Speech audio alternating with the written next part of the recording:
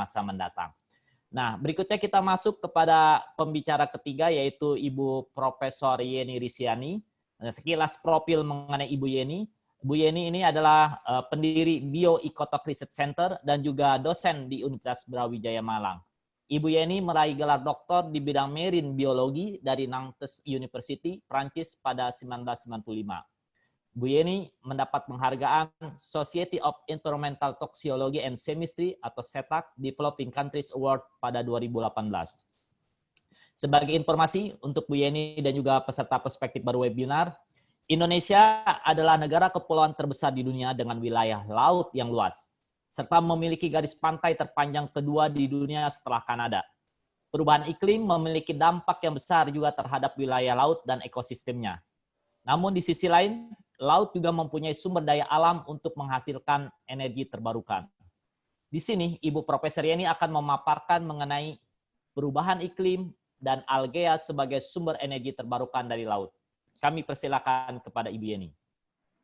Ya, terima kasih Pak Hayat Mansur, terima kasih untuk Pak Wimar Witular atas undangannya pada saya. Ini suatu yang baru karena saya bidangnya lebih ke arah biologi, marine biology, dan saya diundang oleh teman-teman dari FISIP, ya, kebanyakan dari FISIP, dan ini mudah-mudahan bisa mencocokkan, bisa menggabungkan antara ilmu yang berbeda ini. Terima kasih dan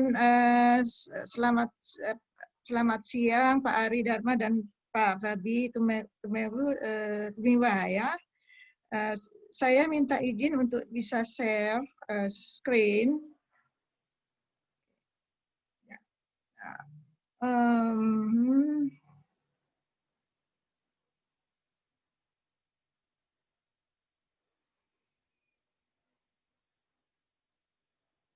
Ya, ini mungkin sudah bisa dilihat, ya. Sudah bisa dilihat semua? Sudah, Bu, bisa. Sudah, terima kasih. Nah, judul saya ini perubahan iklim dan algae sebagai sumber energi terbarukan dari laut, ya.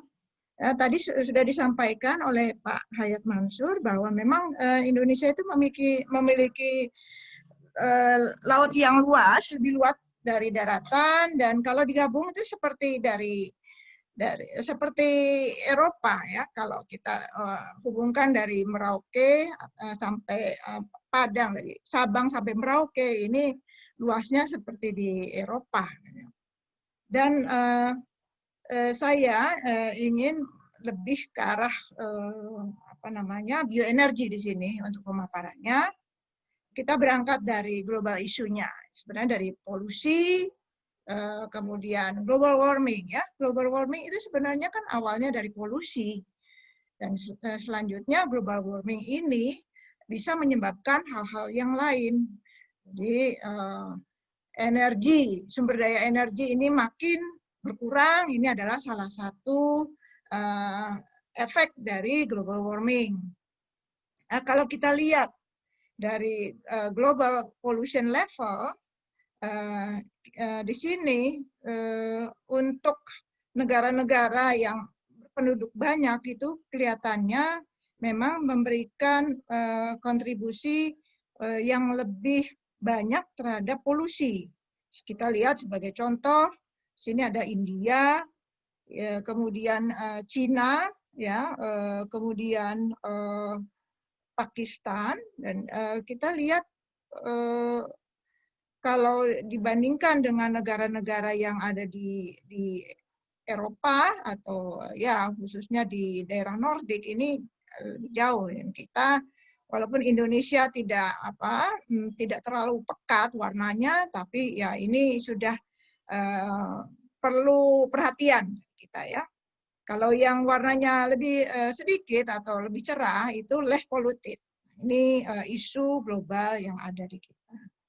Dan kita lihat ini sebagai contoh saja untuk input plastik dari municipal solid waste, ya, dan air limbah ini kita lihat hubungannya dengan demografi dan penduduk. Jumlah penduduk yang besar umumnya memberikan input yang lebih banyak terhadap limbah plastik, ya, seperti di Cina, dan ya Indonesia sudah mengkhawatirkan sebenarnya.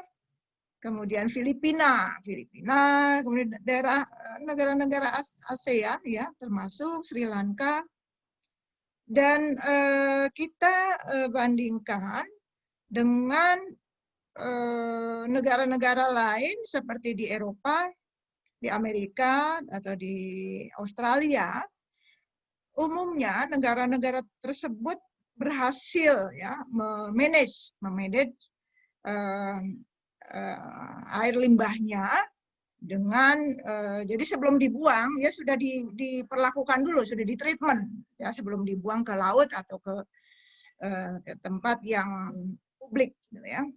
Ini kita bisa lihat dari indikator National Wastewater Treatment Indicator. Jadi kalau makin biru tua itu lebih baik, dia sudah melakukan treatment dari air limbah, ya, ke area publik.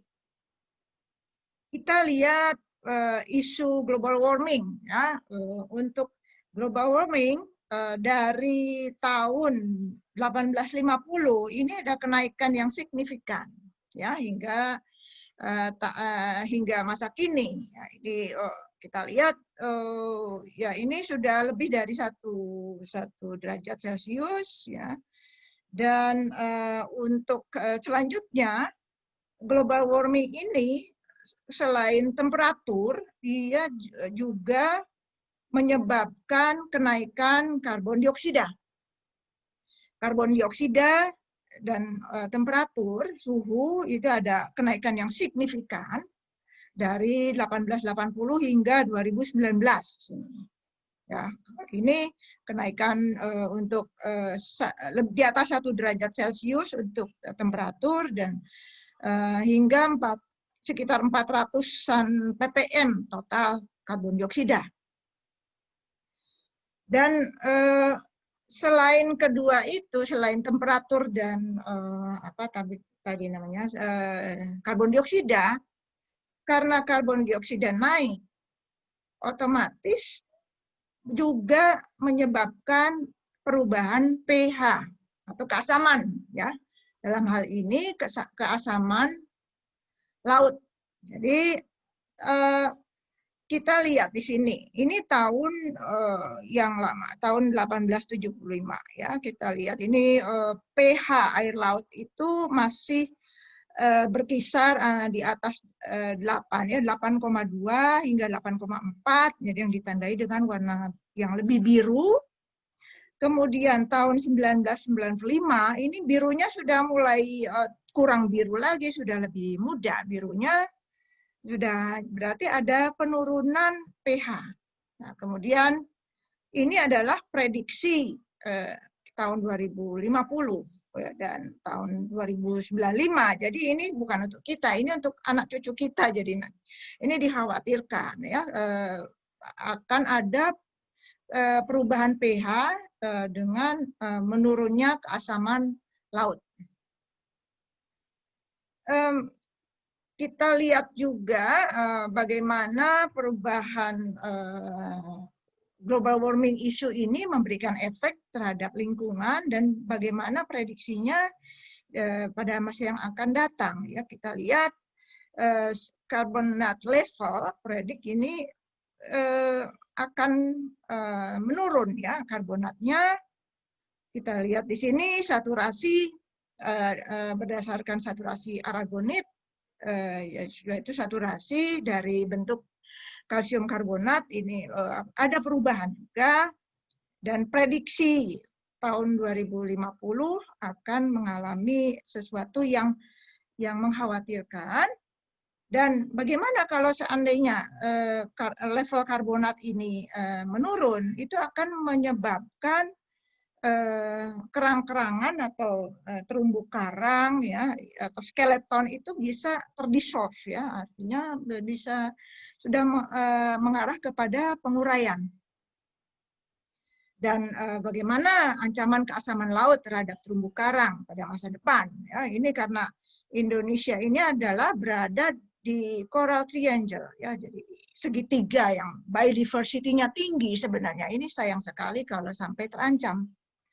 Dan ini baru istilahnya itu kita prediksi kalau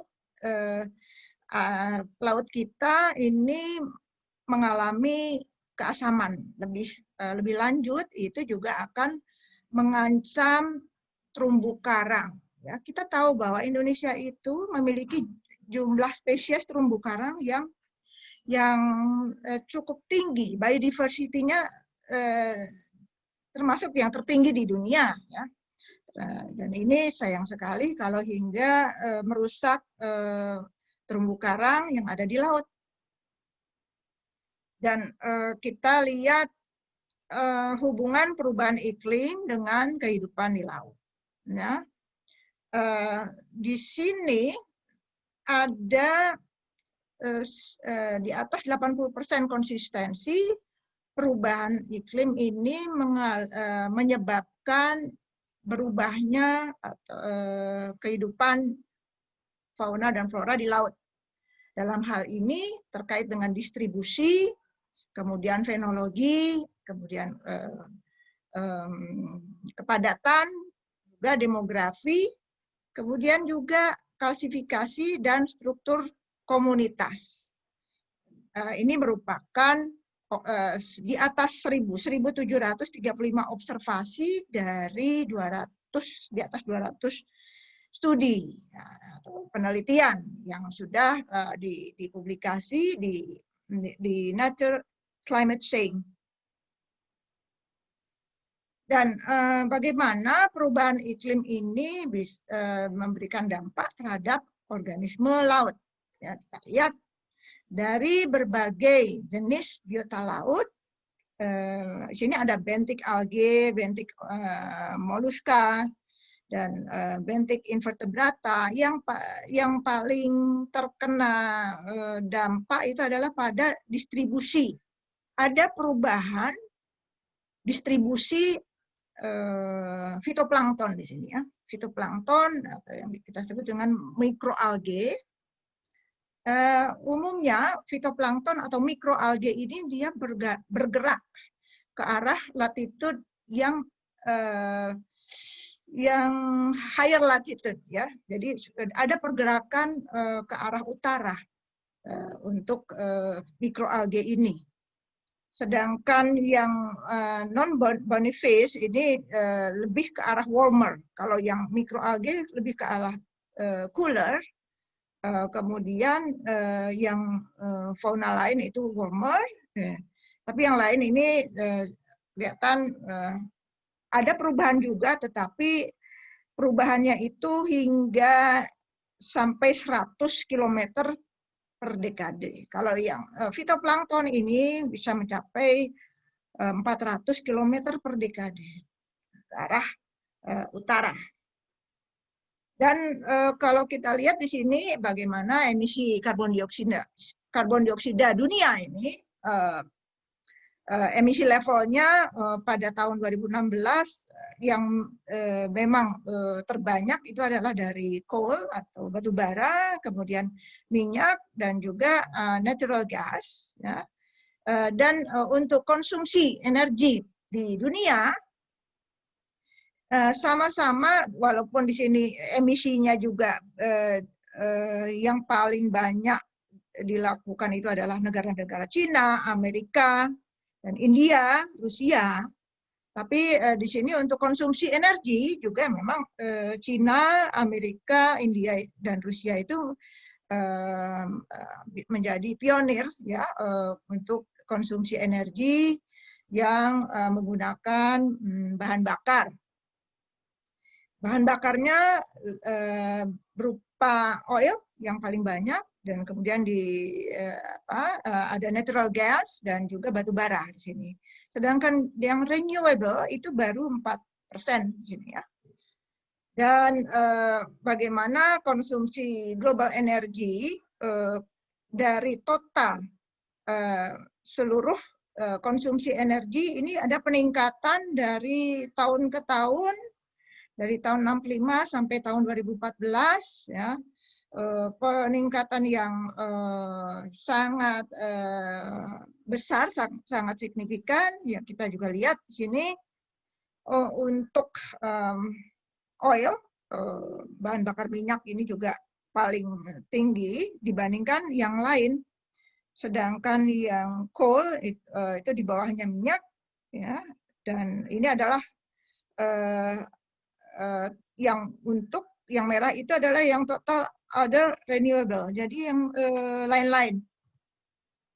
Nah, saya lebih fokus lagi kepada bioenergi di sini, yaitu perubahan iklim, ya, diawali perubahan iklim yang bisa juga menyebabkan algae blooming, ya, efek dari perubahan iklim.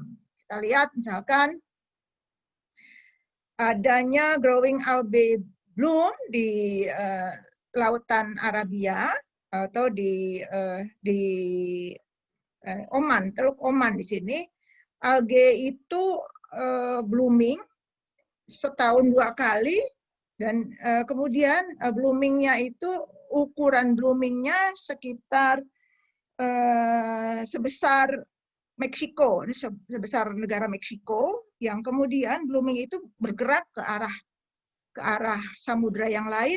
Nah, ini bisa menyebabkan efek yang mencemaskan. Ya, kalau kita lihat juga dari satelit image NASA, algae bloom itu juga terjadi pada Danau Erie. Ya. Kita lihat vibrant green filament ini keluar dari northern shore, ya, dari pantai-pantai yang lebih utara. Algae blooming itu banyak, jadi bukan hanya warnanya hijau saja, tergantung spesies algenya. Ada yang warnanya merah, ya, dan terjadi di Amerika, itu yang kita sebut dengan red tide. Ini blooming red tide, yang juga sebenarnya walaupun itu merah atau hijau, ini bisa menyebabkan kematian fauna, kematian ikan-ikan, karena sulit mengkonsumsi atau sulit mengabsorpsi oksigen. Nah, itu yang sering menjadi penyebab lanjutan dari red tide karena perubahan iklim. Nah, penyebab umum dari isu tersebut, ya, di mana di sini ada perubahan iklim, ada polusi, ada sumber daya energi yang menipis, sebenarnya yang paling memberikan peranan penyebab umum itu adalah aktivitas antropogenik, jadi aktivitas manusia di sini. Ya, aktivitas manusia dari pabrik, dari kendaraan bermotor, dari pembuangan sampah. Nah, ini sebenarnya yang perlu kita antisipasi, ya. Jadi bagaimana sifat atau karakter antropogenik ini? Jadi, kembali lagi kepada manusianya. Apa yang dapat dilakukan terhadap perubahan iklim untuk energi? Ya, kita terapkan 3R dalam hal ini: reduce, reuse, dan recycle. Kalau reduce, kita bisa hemat energi, ya, hemat listrik, ya, yang kita gunakan, kemudian hemat air. Kemudian reuse, kita gunakan barang-barang yang mudah untuk didegradasi, ya, jadi tidak menimbulkan sampah, menggunakan kembali bahan-bahan yang bisa dipergunakan. Kemudian recycle, ya, recycle kita misalkan pilah-pilah sampah yang dari rumah tangga, misalkan dipilah mana yang sampah plastik, mana sampah botol, mana sampah yang bisa di-recycle. Nah, ini sudah membantu untuk mengurangi efek dari perubahan iklim. Termasuk di sini go green ya, istilah go green yang juga sebaiknya kita aplikasikan, dan juga kita sebaiknya menggunakan arah ke depan itu menggunakan renewable energy sources ya. Jadi gunakanlah energi yang dapat diperbarui. Untuk bioenergi, nah, saya ingin memperkenalkan algae. Algae itu sebenarnya banyak sekali, ada jutaan mikroalgae di laut. Ya. Ada kalau kita lihat ini hanya bisa dilihat di bawah mikroskop. Ya. Berbagai spesies, jumlahnya ada jutaan, dan kita tidak bisa menghafal itu spesies apa, tapi banyak sekali. Nah, mikroalgae ini juga disebut dengan fitoplankton. Selain itu juga ada yang disebut dengan makroalgae. Nah, makroalgae itu adalah tanaman laut yang ukurannya besar. Kalau ini adalah contoh tanaman laut yang bisa mencapai 10 meter, hanya ada di subtropis. Kemudian ini contoh tanaman laut makroalgae yang ada di Indonesia, banyak di Indonesia ini, Eukema, atau kita sebut dengan rumput laut, yaitu atau makroalgae sama saja. Dan ini adalah koleksi dari mikroalgae dari seluruh dunia yang dikoleksi di BEA di Spanyol, Bank Spain of Algae, yang saya kebetulan pernah menjadi visiting researcher selama 1 bulan di sana untuk penelitian mikroalgae di tahun 2019 yang lalu. Dan bagaimana, apa hubungannya algae itu dapat dianggap sebagai renewable energi, ya, dan juga produk-produk yang lain. Ini karena algae itu tumbuh cepat sekali. Jadi kalau mikroalgae itu sangat cepat tumbuhnya, dia bisa 30 hingga 60 kali lebih cepat daripada tanaman-tanaman yang di darat. Ya. Ini dalam waktu 4 hari atau 5 hari itu sudah bisa mencapai puncak. Dan bahkan dalam hitungan jam itu juga bisa tumbuh ya, tumbuh dalam hitungan jam ya. Dan ini bisa dipanen tiap hari ya. Dan ini juga potensi untuk memproduksi sejumlah biomas dan biofuel lebih banyak, greater than daripada tanaman-tanaman lain yang ada di darat. Kenapa algae? Algae juga memiliki high biofuel yield. Jadi kalau kita lihat mulai dari site selection, kemudian algae cultivation, karena algae itu juga menyerap karbon dioksida dengan bantuan sinar matahari, ya juga kemudian setelah itu di harvest dan kemudian di biomass processing, dan akhirnya bisa diekstraksi oilnya, minyaknya, dan ini bisa menghasilkan biodiesel production. Nah, ini kenapa demikian? Karena algae itu juga menyimpan energi dalam bentuk minyak, lipid, ya, oil, dan karbohidrat. Ya.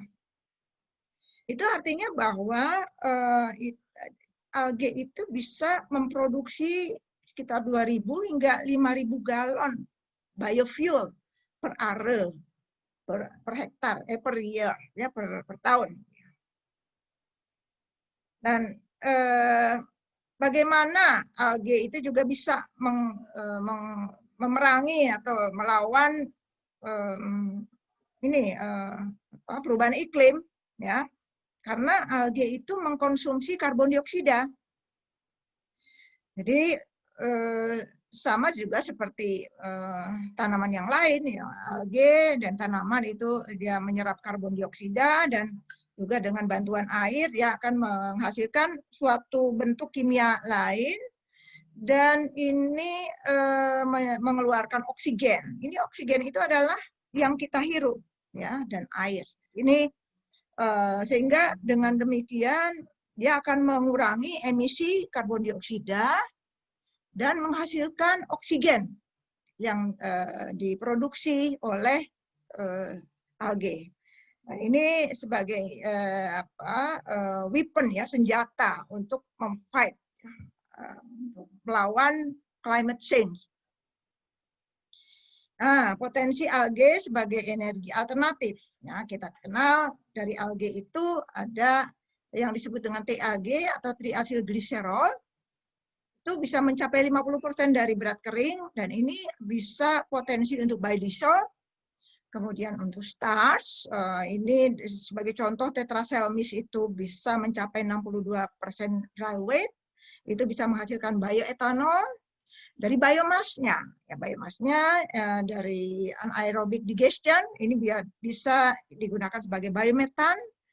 Kemudian untuk produksi H2, ini bisa dihasilkan biohidrogen. Kemudian juga bisa untuk electricity, direct combustion, dan juga bisa dalam bentuk gasification, ini bisa menghasilkan syngas. Nah, untuk karena algae itu juga dia mengabsorpsi karbon dioksida, algae itu bisa digunakan sebagai biolamp atau lampu hidup, ya, biolamp, ya.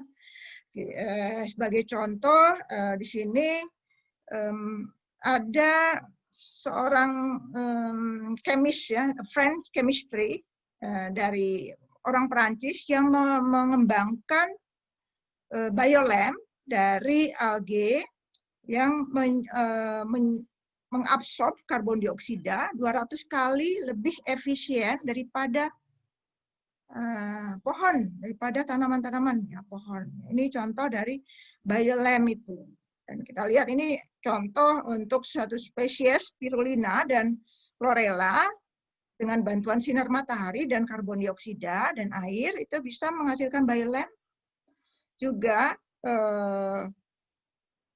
nanti kita lihat juga ini contoh algae yang sebenarnya sudah menjadi model, ya, sudah menjadi perencanaan di Eropa yang didesain oleh Hungaria, orang Hungaria namanya Peter Forfast, ya, dengan menempatkan atau merencanakan model algae sebagai tenaga listrik di kota-kota di Eropa, biolamp, ya, dan akan dihasilkan semacam LED light, dan di sini kita lihat sini adalah algae-nya yang hijau ini. Nah, algae juga memiliki valuable content, ya. Jadi dia punya selain food, energi, itu karena dia mengandung oil, minyak, itu bisa untuk biofuel, bisa untuk skin personal care product, untuk protein, protein itu animal feed, kemudian untuk listrik, electricity, generation, itu berasal dari karbohidratnya. Dan untuk karbohidrat itu bisa dijadikan etanol atau other biofuel. Kemudian dari biomass itu bisa solid fuel dan aquaculture, feed. Dan algae juga bisa mempurify atau mengurangi limbah dari limbah air, ya.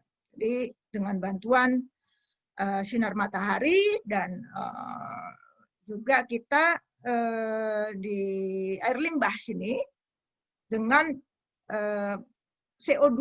Jadi CO2 yang berasal dari pabrik itu adalah sebagai makanan, ya, makanan oleh algae. Jadi itu dikonsumsi oleh algae dan akan dihasilkan clean H2O atau air. Dan di sini bisa difungsikan lagi untuk biofuel dan fertilizer. Ini contoh bagaimana bila ada buangan-buangan limbah itu bisa ditempatkan mikroalgae, jadi di pabrik-pabrikan, ya, kita tempatkan, ya, mikroalgae sebagai bioindikator di sini, dan juga untuk mengurangi emisi CO2. algae biomas ya sebagai energi, bioenergi. Ini contoh juga algae dengan sinar matahari dan ditambah copper dan seng ini bisa menghasilkan biobaterai. Dan kalau biobaterai itu ditambahkan dengan biobaterai yang lain dalam suatu seri, itu akan menghasilkan energi yang lebih banyak, dan ini artinya adalah sustainability, ya, berkelanjutan di sini. Ya. Lihat juga sebenarnya kelanjutannya itu adalah suatu cycle. Jadi karena ada sinar matahari dengan produksi algae, ya, algae ini juga mengkonsumsi karbon dioksida, kemudian bila dia dikumpulkan, kemudian diekstraksi untuk oil, itu bisa menghasilkan biodiesel, ya, dan biodiesel itu juga bisa digunakan oleh kendaraan itu. Dan ini adalah suatu cycle yang bagus di dalam memerangi perubahan iklim dan juga memanfaatkan energi. Bu Yeni, sekadar mengingatkan waktu presentasi 2 menit lagi. Silakan. Oh iya, terima kasih Pak. Jadi ini hampir berakhir ya. Jadi kita memperlihatkan contoh dari ExxonMobil yang sudah merencanakan bahan bakar yang berasal dari algae untuk digunakan dalam dunia penerbangan dan transportasi, dan diharapkan akan menghasilkan 10.000 barrel per hari. Ya. Nah, solusi untuk peranan pemuda dan mahasiswa dalam perubahan iklim dan pemanfaatan energi, solusinya adalah tadi reduce, recycle, kemudian go green, hemat energi, gunakan bahan-bahan yang dapat diperbarui. Bagaimana peran mahasiswa atau pemuda? Ya, berpartisipasi dalam konservasi pengelolaan lingkungan, melibatkan seluruh stakeholder yang ada dalam konservasi, sebagai contoh pemerintah, NGO, dan masyarakat. Ini adalah proyek kami yang bekerja sama dengan 13 negara dari dunia, dari seluruh dunia, 23 institusi yang dibiayai oleh Uni Eropa dengan membentuk suatu konsorsium, ya, konsorsium mikroalgae yang ada dari Eropa, Amerika, dari Swiss, dari Amerika, dan dari Indonesia ada 3, dari Brawijaya, juga dari Untan dan Unpad. Ini adalah konsorsium algae yang didanai oleh Mary Curie Action Ghana Project dan akan berakhir tahun depan. Terima kasih saya sampaikan dan saya kembalikan kepada Pak Mansur sebagai moderator. Assalamualaikum warahmatullahi wabarakatuh.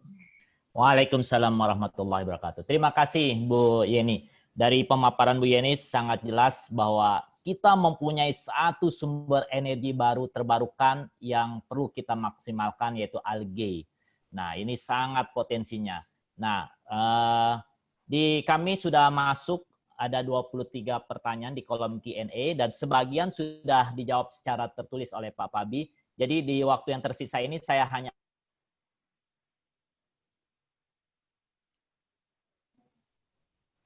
di sesi tanya jawab ini saya hanya akan mengajukan 2 pertanyaan, yaitu satu kepada Pak Pabi dan satu lagi kepada Bu Yeni, karena sebagian pertanyaan sudah dijawab oleh Pak Pabi secara tertulis. Nah, untuk yang Pak Pabi, pertanyaannya dari Galuh Prawesti Citra Handani. Nah, tolong dijelaskan kembali Pak mengenai bahwa terkait perubahan iklim dan pemanfaatan energi terbarukan untuk mengurangi emisi rumah kaca, bagaimana dengan potensi EBT lain, misalnya kemungkinan pengembangan PLT gelombang laut atau pemanfaatan pasang surut air laut di Indonesia yang terdiri dari kepulauan khususnya untuk menjamin elektrifikasi daerah 3T, terluar, terdalam, dan tertinggal ya, kalau tidak salah. Nah, sedangkan pertanyaan untuk Bu Yeni, ini ada yang bagus juga, jadi tidak ada namanya, anonymous attendee. Apakah pemerintah Indonesia sudah memproteskan pertumbuhan algae untuk mengatasi perubahan iklim?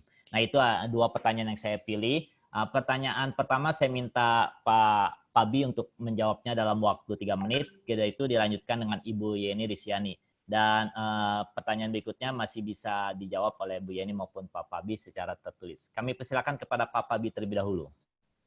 Ya, terima kasih Pak Hayat Mansur.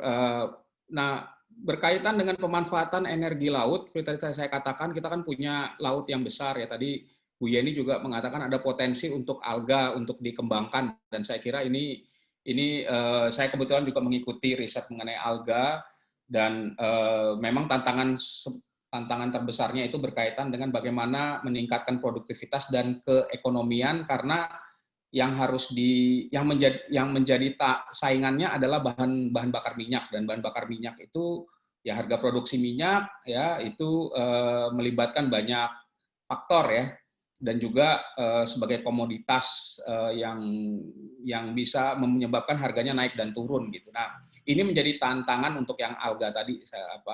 Kalau saya kira apakah biaya produksinya bisa nggak lebih murah dari harga bahan bakar minyak seperti hari ini ya, harga minyak turun drastis sejak COVID ini, dan membuat memang pengembangan teknologi-teknologi lain yang bisa mensubstitusi bahan bakar minyak itu mengalami kendala. Nah, tapi saya kira itu nanti bisa dijawab atau ini berkaitan dengan hal yang lain. Tapi yang tadi pertanyaannya mengenai pemanfaatan energi lain laut ya. Tapi perlu kita tahu bahwa kebanyakan teknologi untuk yang memanfaatkan teknologi yang memanfaatkan potensi laut kita yang berkaitan dengan gelombang, air pasang, pasang surut ya, bahkan perbedaan temperatur, itu banyak teknologinya belum secara komersial tersedia dan juga belum mampu untuk bersaing. Ada sejumlah teknologi yang memanfaatkan misalnya aliran air ya, jadi air laut, karena di bawah laut itu kan alirannya cukup deras ya, sehingga kita bisa menganggap itu seperti turbin angin gitu ya, tapi ini turbin yang menggunakan arus laut yang ada di bawah, undercurrent-nya itu, dan itu bisa memutar turbin. Nah, ini sejumlah teknologinya sudah mulai dikembangkan dan mulai diaplikasikan di sejumlah negara di Eropa, tetapi belum di Inggris juga setahu saya yang teknologinya sudah mulai diperkenalkan, tapi memang belum komersial seperti misalnya pembangkit listrik tenaga angin atau pembangkit listrik tenaga surya. Nah, untuk menjadi komersial tentunya masih perlu untuk diuji coba untuk meningkatkan baik itu kehandalan maupun meningkatkan efisiensinya, artinya energi kinetik yang kemudian nanti bisa diubah menjadi energi listrik ya. Semakin tinggi efisiensinya maka akan semakin bagus, dan juga menurunkan biaya capex-nya, biaya untuk investasi yang saat ini masih cukup mahal dibandingkan dengan teknologi yang lain. Dan memang ini siklus teknologi ya, dimanapun teknologi yang sifatnya baru awal atau infant memang relatif lebih mahal. Oleh karena itu kita butuh kebijakan pemerintah. Kebijakan pemerintah dalam hal apa? Dalam hal satu, tentunya meningkatkan riset dan pengembangan. Riset misalnya mulai dari riset yang berkaitan dengan data dari sumber daya. Nah, bisa tidak misalnya dilakukan pemetaan semua sumber daya kelautan di Indonesia, di mana arus laut yang terkuat misalkan, di mana kalau pasang surut itu terjadi di mana yang kemudian secara teknologi bisa yang kemudian bisa dimanfaatkan teknologi untuk menghasilkan energi dari kondisi-kondisi tersebut. Jadi kita butuh paling tidak pada tahap ini adalah resource identification, resource mapping. Kemudian yang berikutnya adalah mengembangkan pilot project. Di masa yang lalu saya lihat BPPT misalnya pernah mengembangkan beberapa pilot project ya berkait untuk memanfaatkan arus laut maupun pasang surut dan lain sebagainya, tetapi mungkin tidak terlalu berhasil ya. Tapi saya kira dengan kita perlu mendorong lebih banyak institusi untuk melakukan pilot project tersebut sehingga kehandalan teknologinya bisa diukur, dan setelah itu memang harus diuji coba dengan proyek-proyek yang sifatnya semi komersial mungkin sebelum jadi komersial, untuk teknologinya kalau sudah diketahui, dipahami, kehandalannya bisa dihitung, nah kemudian bisa diaplikasikan secara lebih luas. Jadi ini memang tahapan-tahapan dari satu proses pengembangan teknologi ya, tidak bisa serta-merta kita langsung kita gunakan teknologi itu, dan variasi teknologinya banyak ya. Kita lihat misalnya teknologi yang namanya Ocean Thermal Energy Conversion atau OTEC. Itu udah ada dari tahun 70 sampai tahun 80-an. Pilot project-nya sudah dilakukan misalnya di sejumlah negara termasuk di Amerika Serikat, di Hawaii. Tapi sampai hari ini teknologi OTEC sendiri itu nggak pernah masuk ke fase komersial gitu. Nah, padahal mungkin laut di Indonesia kalau dari sejumlah penelitian cukup berpotensi ya untuk pemanfaatan teknologi OTEC.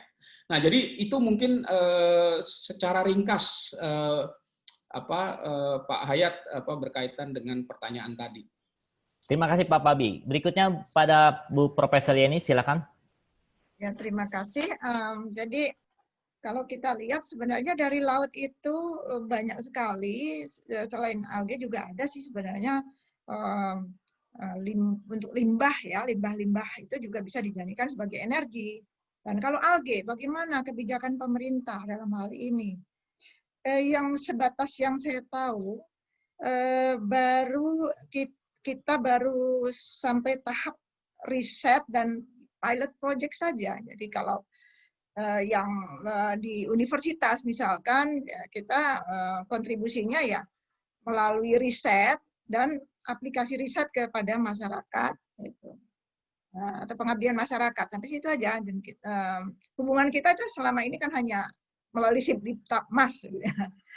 Dan juga ada lembaga lain yang juga berkaitan dalam hal ini, yaitu LIPI, kemudian DKP ya, atau Kementerian Kelautan dan Perikanan, itu juga ada sebenarnya proyek-proyek yang terkait dengan algae. Kemudian juga Menristek juga ini ada, saya lihat programnya, dan BPPT ya ada pilot projectnya.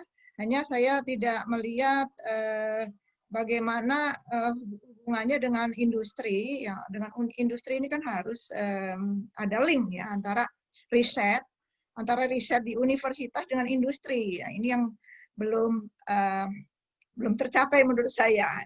Dan ini mudah-mudahan aja ke depan ini akan industri itu bisa menggait universitas untuk mengembangkan itu seperti di Eropa. Di Eropa itu umumnya universitas itu bergandengan erat dengan industri. Kalau di Indonesia masih terpisah ya, industri sendiri-sendiri dengan universitas. Jadi itu mungkin yang bisa saya sampaikan. Terima kasih.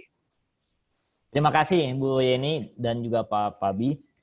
Waktu telah menunjukkan pukul 12:08, artinya kita telah melewati 8 menit. Jadi saya akhiri sesi tanya jawab ini dan menyampaikan satu pesan penting untuk kita semua, bahwa saat ini perubahan iklim sedang terjadi.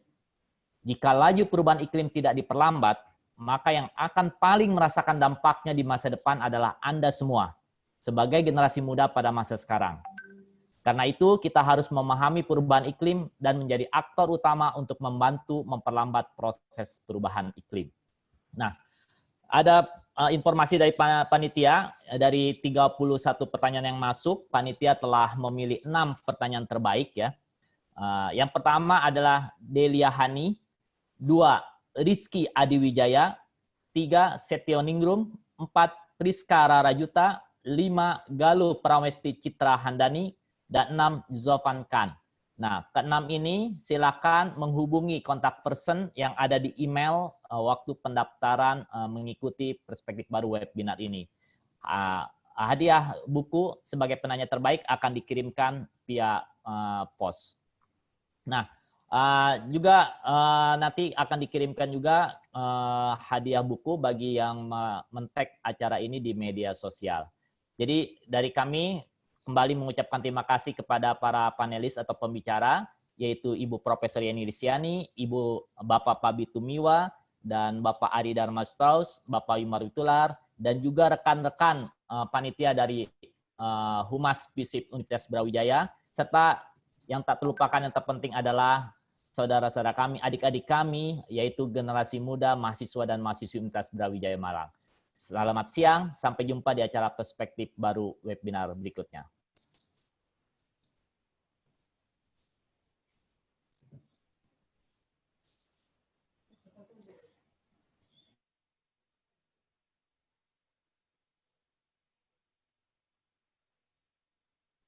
Terima kasih Pak Hayat Mansur. Sebelum ditutup, saya mau sarankan kalau ada beberapa pertanyaan yang belum sempat dijawab, bisa mengirimkan email ya.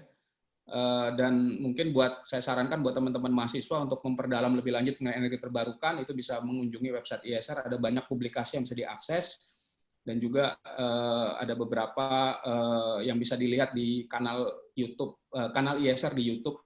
Dan juga untuk bisa memahami beberapa isu yang tadi diskusikan di sini. Mungkin itu dari saya. Terima kasih Pak Pabi Tumiwa, sangat bagus sekali. Jadi silakan rekan-rekan mengirimkan email ke Pabi Tumiwa. Alamat emailnya Pak? Ada di website di slide saya yang di halaman terakhir tadi saya sampaikan. Oke. Ya, terima kasih. Ya. Ya.